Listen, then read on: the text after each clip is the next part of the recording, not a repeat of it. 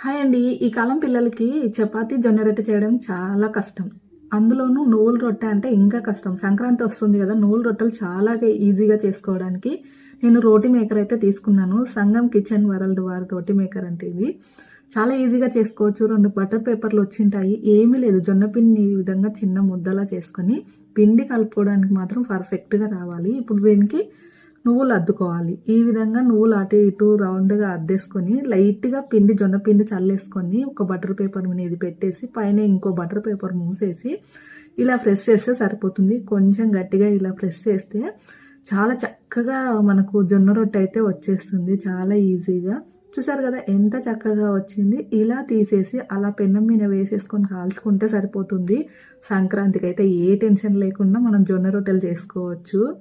చూసారు కదా ఎంత బాగా నువ్వుల రొట్టె చేయడం వాళ్ళకైతే ఇది చాలా బెనిఫిట్ అనమాట. ఇందులో రొట్టెనే కాదు, చపాతీ, పూరి, అప్పడాలు అన్నీ చాలా ఈజీగా చేసుకోవచ్చు. ఇక్కడ చూస్తున్నారు కదా, నేను పూరి అయితే పెట్టి ప్రెస్ చేస్తున్నాను. చాలా చక్కగా పొంగుతుంది చూడండి. ఈ రోటీ మేకర్ మీకు కావాలంటే లింక్ అని కామెంట్ చేయండి.